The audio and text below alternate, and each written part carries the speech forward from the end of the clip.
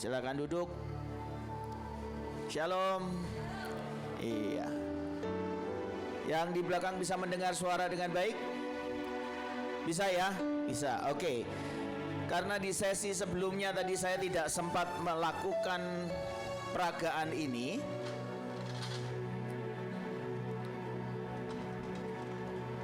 Jadi di sesi yang sekarang saya akan mengulang, begitu ya. Bentar. Saya minta satu orang volunteer. Saya coba ambil dari mana ya? Dari mana? Dari provinsi yang paling jauh dari mana ini ya? Ah, ya belum tentu. Aceh juga jauh paling ujung. Ya. Ada yang mau jadi volunteer? Panitia mau kasih hadiah katanya tadi. Saya butuh satu. Oke. Topinya boleh dilepas. Ya. Saya nanti akan, namanya siapa? Samuel, ya. Saya akan tutup mata Samuel, ya. Walaupun di sana lagi pujian, saya berharap saudara bisa konsentrasi ke depan, ya. Oke. Saya akan tutup matanya Samuel dan saya akan memberikan instruksi. Instruksinya sederhana, ya. Saya minta nanti Samuel menggambar sesuatu di papan ini, begitu. Bisa gambar? Bisa. Lulus TK? Lulus. Lulus lah ya, gambar aja. Oke. Nanti kita akan lihat apakah Samuel bisa menggambar dengan baik atau tidak, ya. Kalau tadi dia bilang dia lulus TK, ya kita buktikan dia lulus TK-nya atau tidak. Oke, siap Samuel? Siap ya. Hadiahnya apa panitia? Oh, rahasia katanya, mobil paling enggak itu.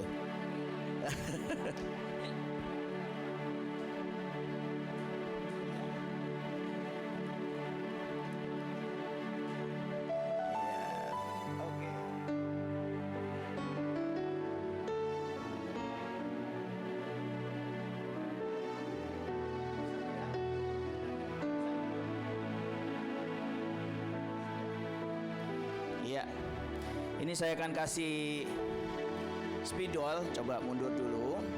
Oke. Ya. Coba gambarkan ke papan tulis yang tadi sebuah mobil.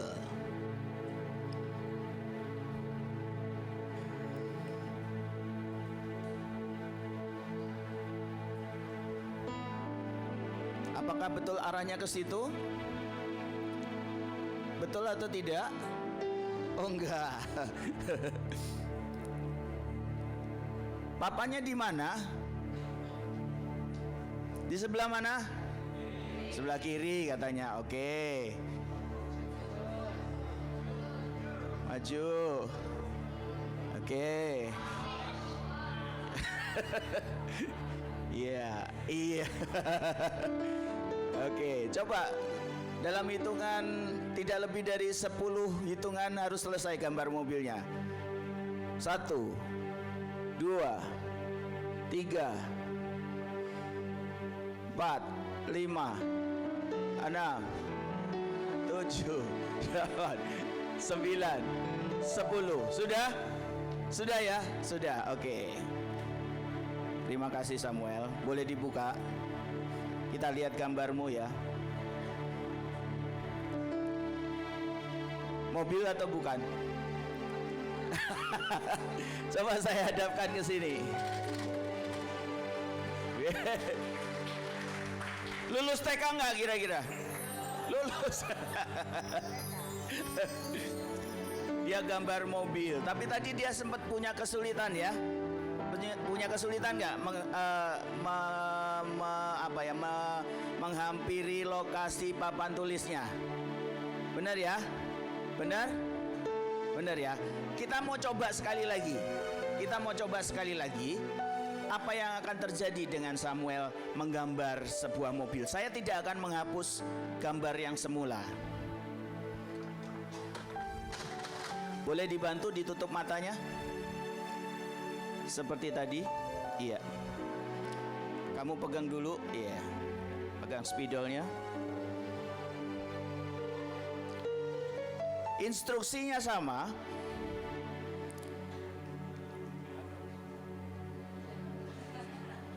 Justru kelihatan.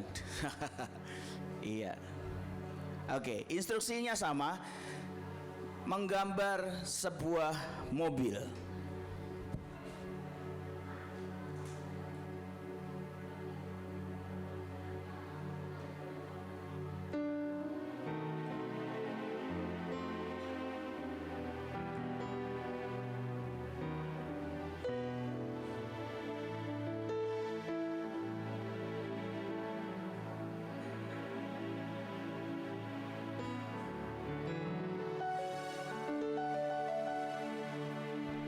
Oke, boleh dibuka.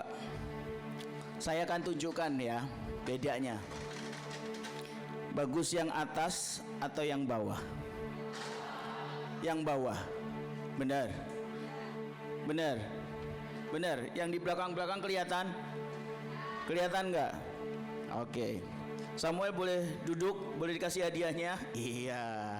Oke, di dalamnya kunci mobil listrik. Maksudnya mobilnya dicolokin ke listrik.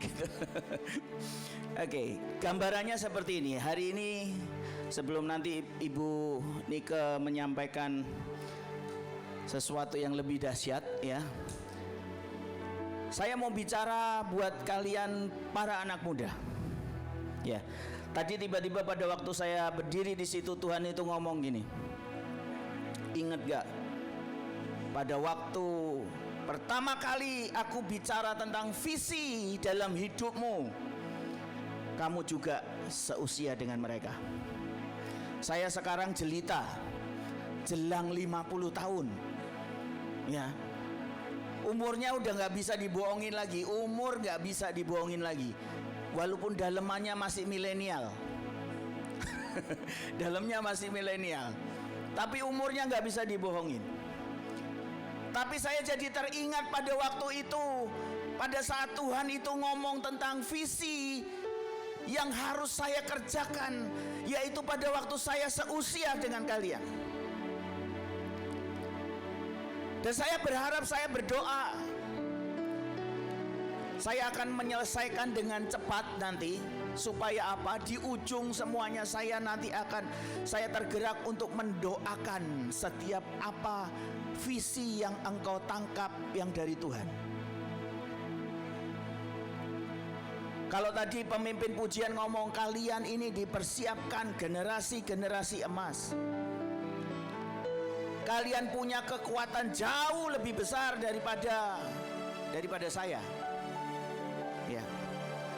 Kalian mungkin kalau hari ini diadu lari, mungkin kalian bisa lari 10 kilo. Saya mungkin 5 kilo, sisanya naik gokar. Tapi ingat, Tuhan itu akan taruh visi yang luar biasa itu dalam hidup setiap kalian. Kita akan coba lihat ya, dengan cepat. Slide kedua langsung. Nah, visi versus ambisi. Visi itu selalu dari Tuhan dan itu sifatnya murni.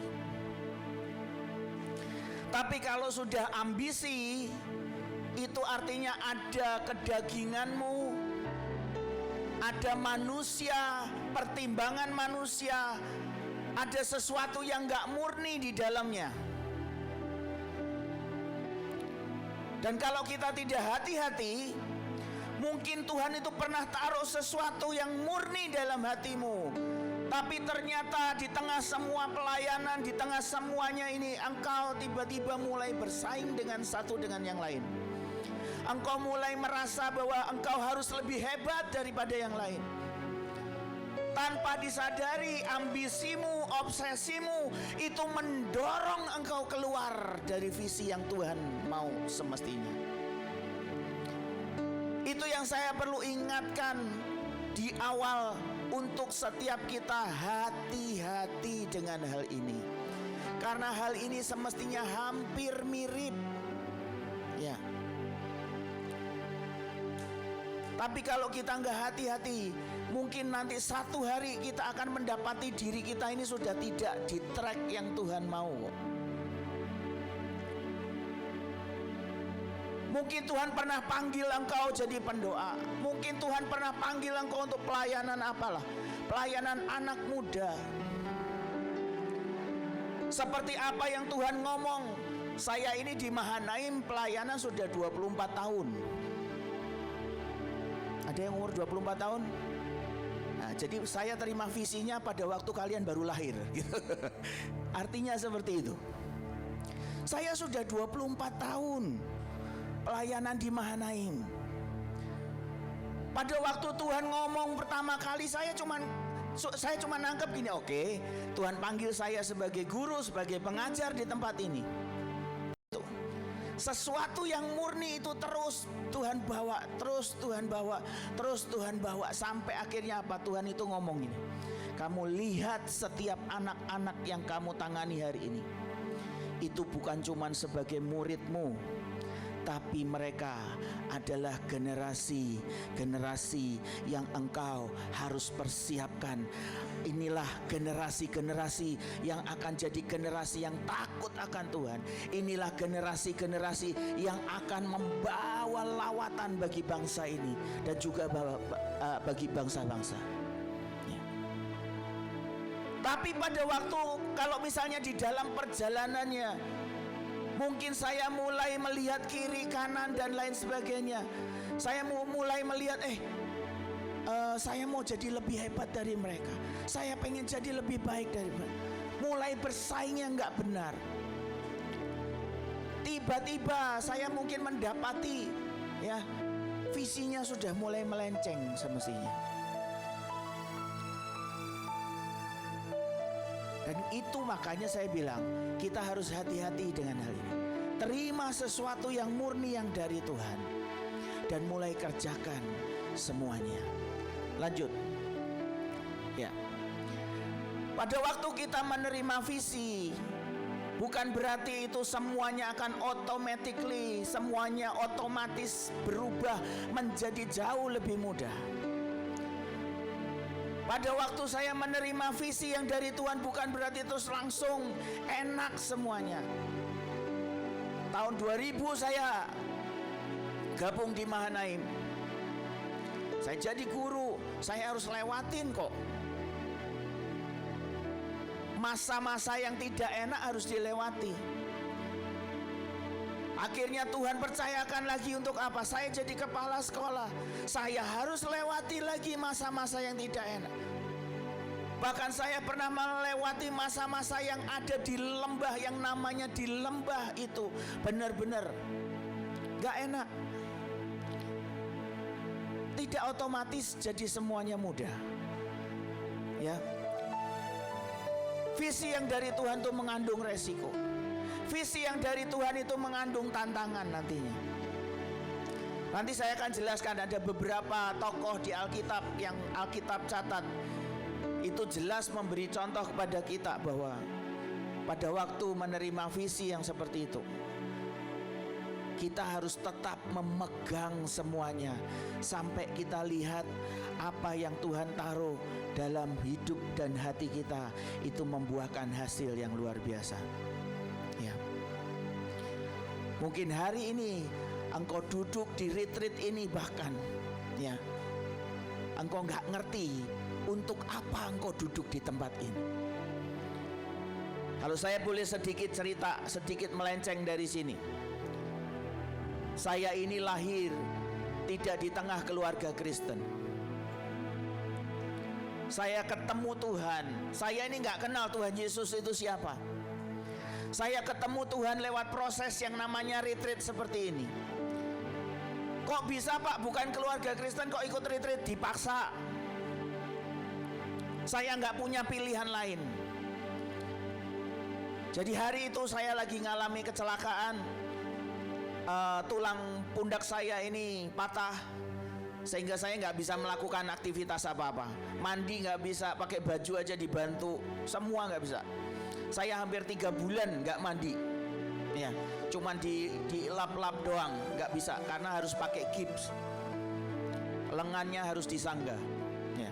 Di tengah kondisi yang tidak berdaya itu, tiba-tiba mama saya ngomong gini, besok kamu berangkat ya. Berangkat kemana? Saya pikir, saya sudah daftarkan kamu ikut retreat. Nah loh, pergi ke gereja aja nggak pernah, ya, berdoa aja nggak pernah, tiba-tiba langsung dikirim ke retreat.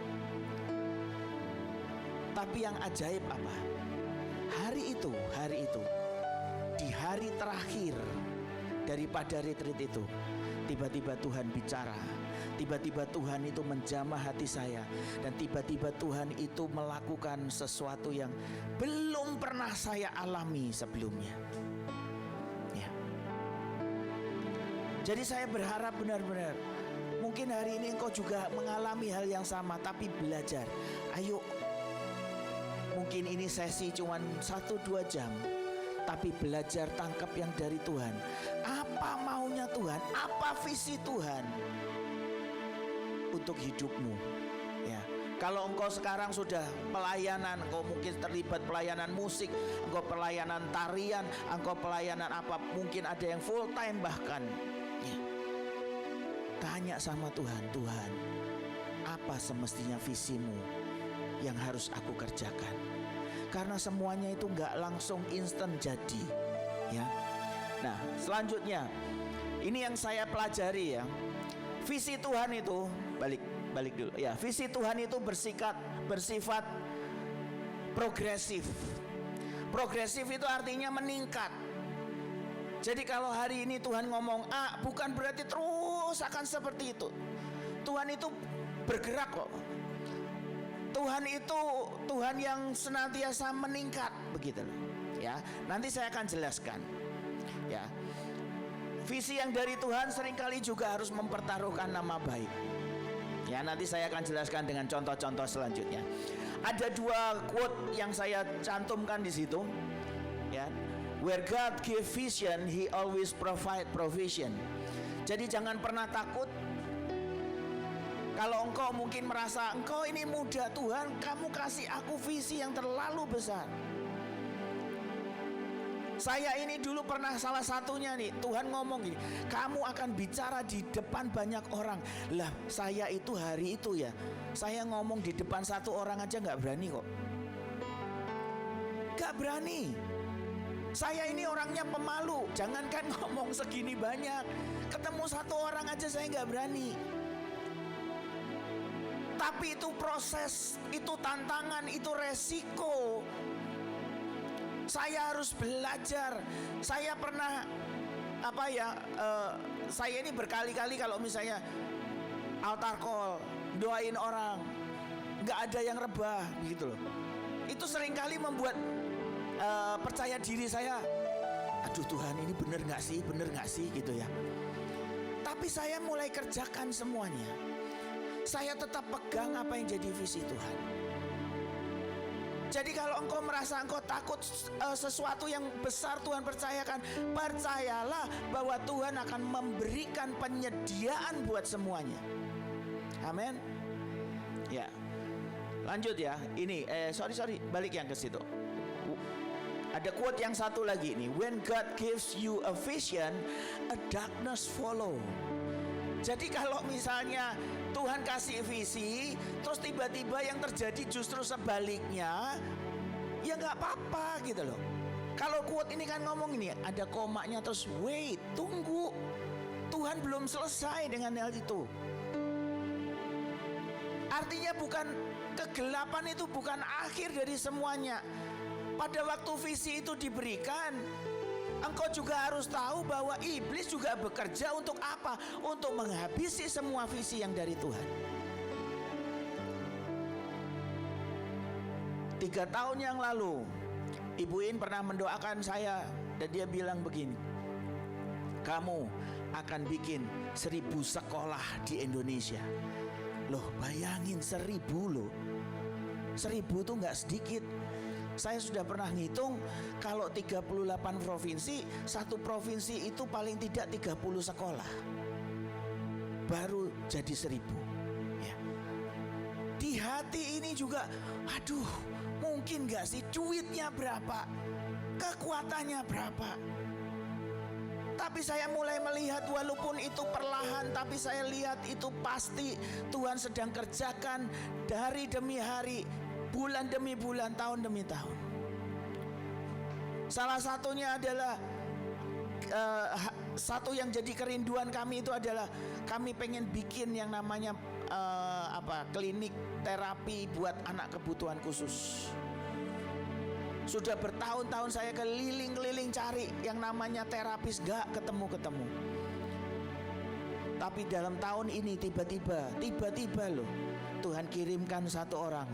Dan pada waktu Tuhan kirimkan satu orang ini, saya tahu ketika Tuhan kasih visi, Dia juga yang akan menyediakan semuanya.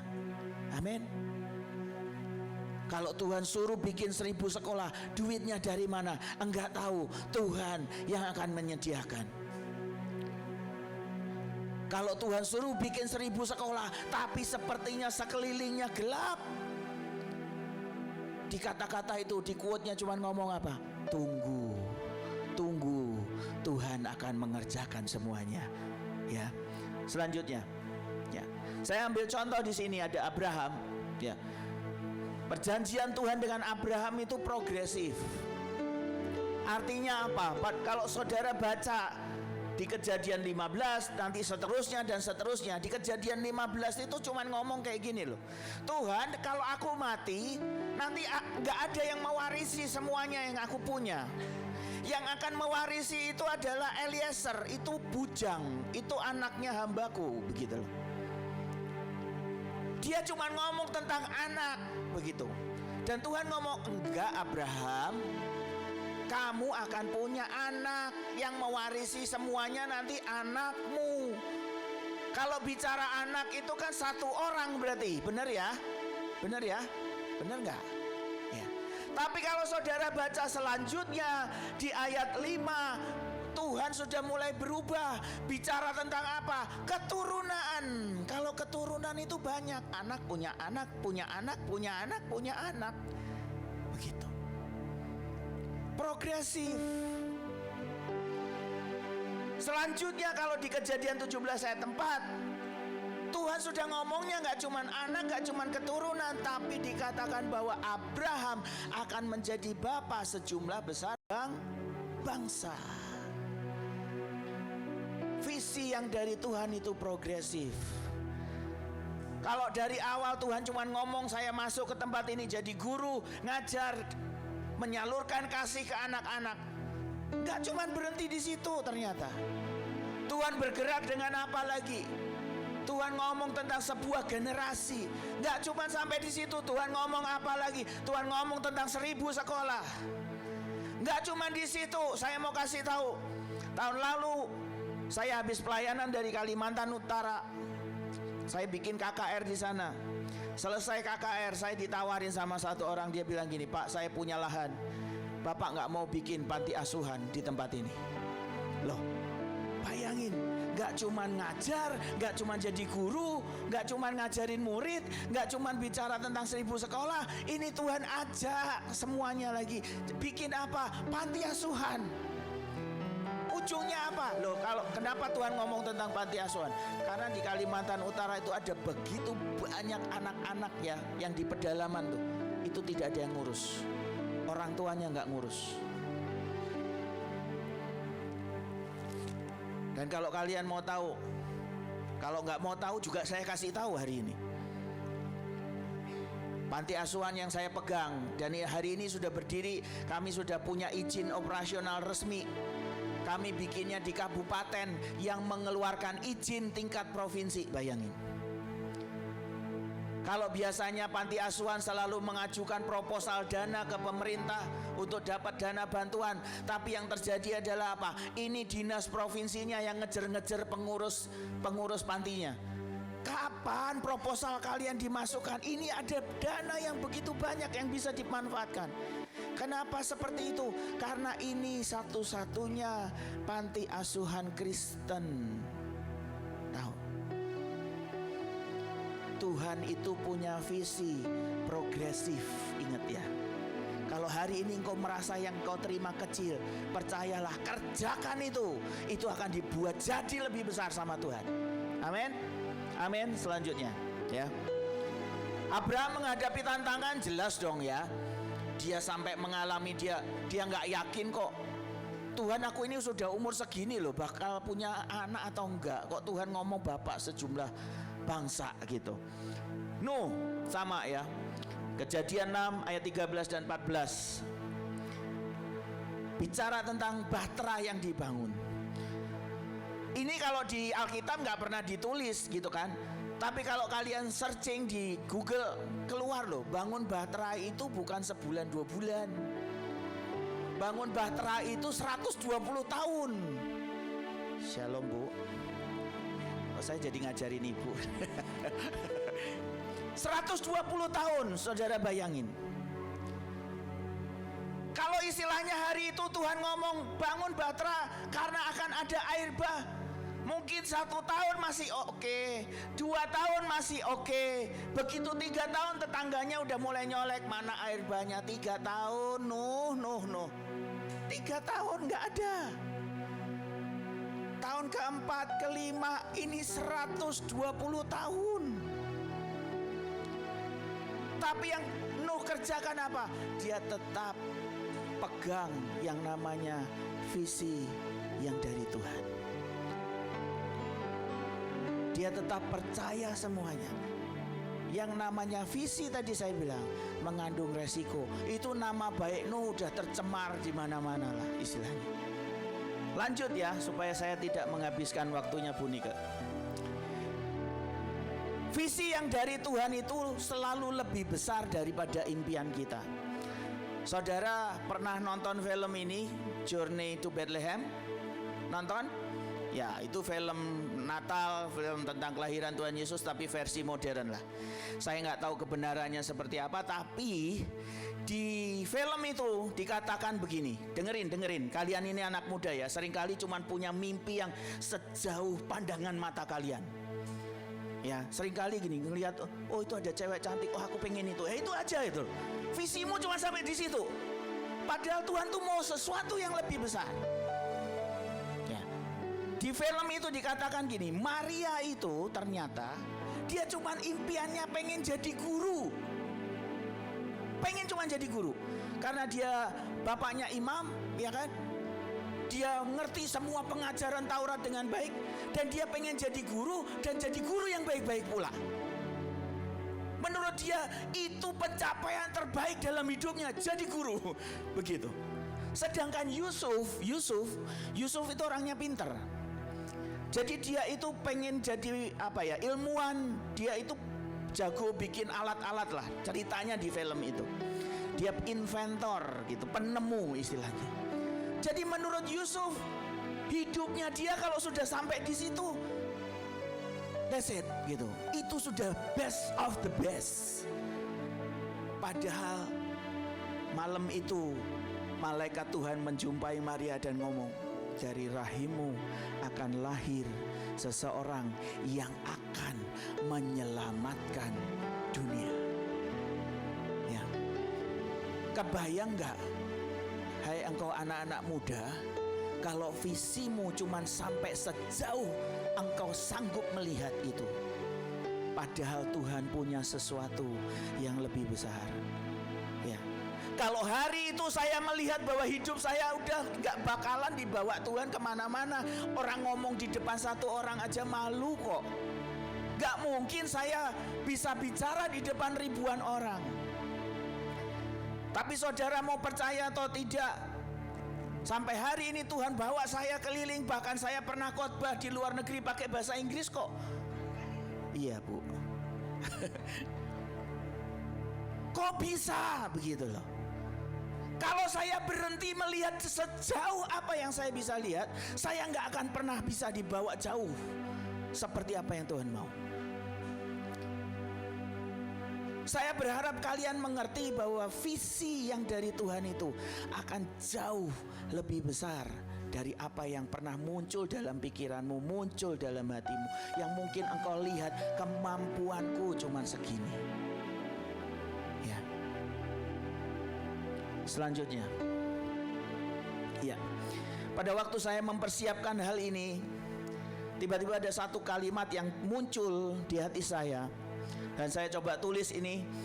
A good vision depends on when you start and how you end it up. Ya.